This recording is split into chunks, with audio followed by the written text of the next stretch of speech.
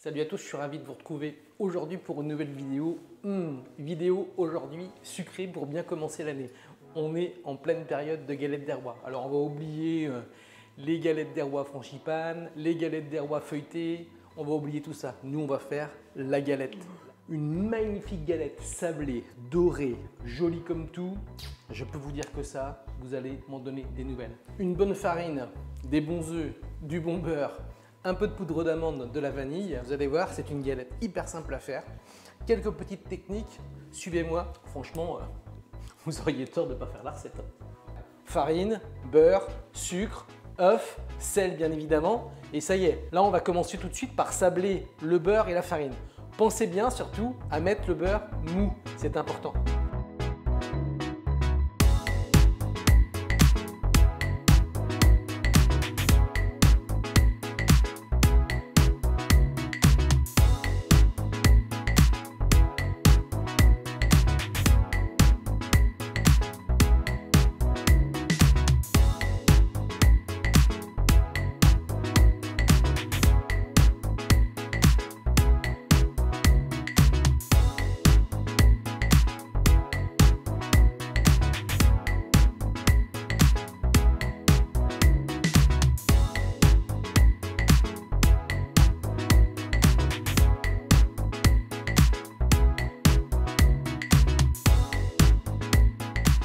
Je clarifie mes œufs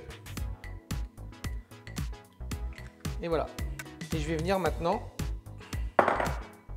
mélanger mes œufs et mon sucre.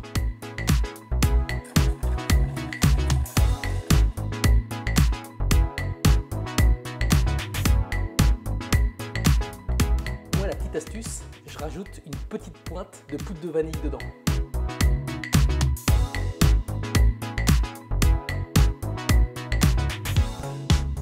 J'ai sablé mon beurre, ma farine et ma poudre d'amande. Et bien sûr, j'ai mis un petit peu de sel. J'ai blanchi mes œufs, mon sucre, d'accord? Et bien maintenant, ce qui va rester à faire, c'est mélanger les deux ingrédients. Pour faire une pâte homogène, on va venir pétrir gentiment, pas trop vite pour ne pas la rendre trop élastique.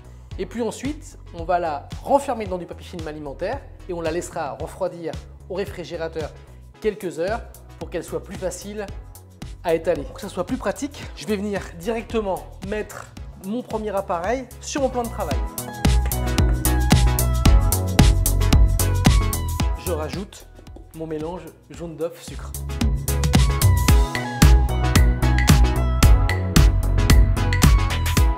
Et là maintenant, je viens mélanger mes deux appareils pour que ça soit très homogène. Moi, je vais y mettre un petit peu de farine comme ça dessus.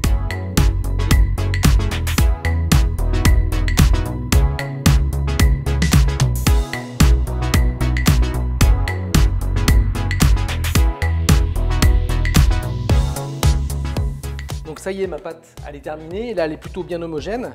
Donc maintenant, je vais la rouler dans du papier film et on va la laisser refroidir quelques heures.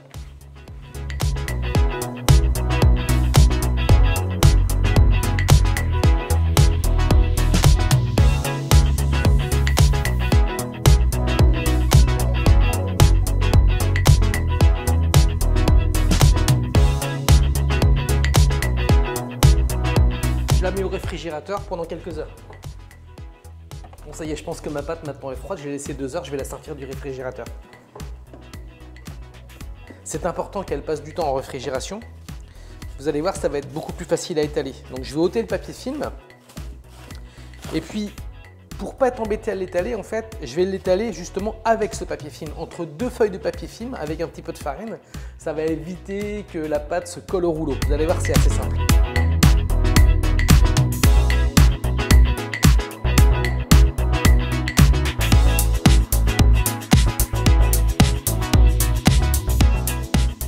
Et là maintenant, c'est au tour du rouleau, on va venir taper dessus, on va venir l'étaler pour pouvoir l'enfourner.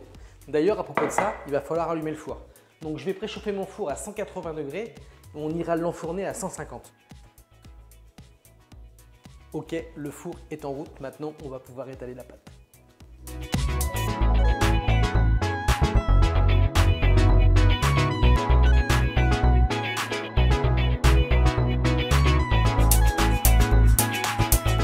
vais la faire à peu près d'une épaisseur d'un demi-centimètre, 1 centimètre. Il faut que ça soit assez gourmand.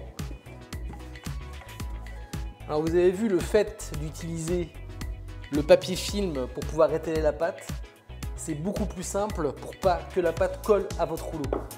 Maintenant, il ne me reste plus qu'à couper en fait mon pâton en rond pour que ça fasse un beau cercle.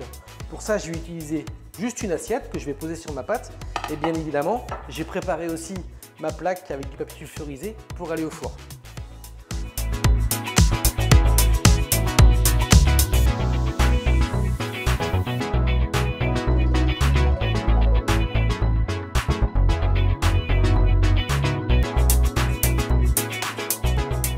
Bon, maintenant il ne me reste plus qu'à mettre la fève dedans. Je vais faire comme le faisait ma grand-mère.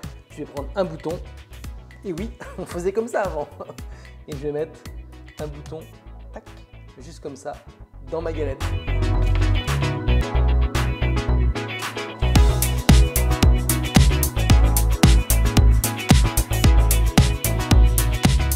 Donc là, ce qui va nous rester à faire maintenant, c'est la badigeonner avec une dorure à base de jaune d'œuf entier et un petit peu d'eau. Puis ensuite, je ferai une belle décoration à la fourchette. Je vais venir chiqueter en fait le beurre de tout le tour de ma galette pour que ça soit plus joli.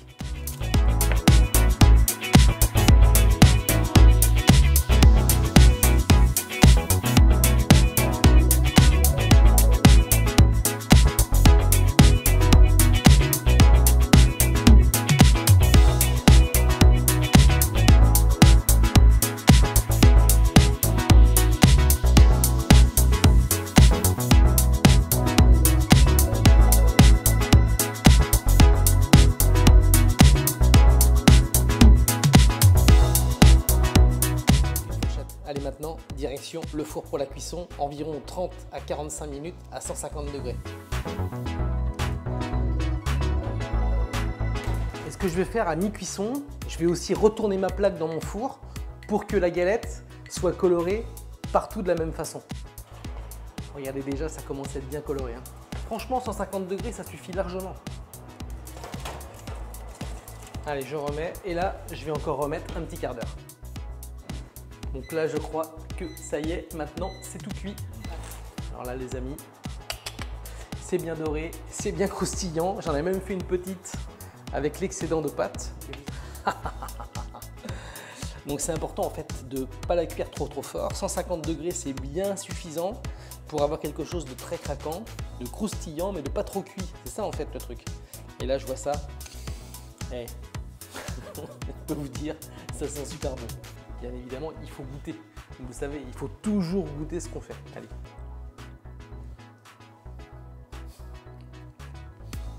C'est trop bon. C'est friable. Comme on ne l'a pas mis trop dans le four, en fait, 150 degrés, ça suffit. Ça permet qu'il y ait vraiment très sablé au goût.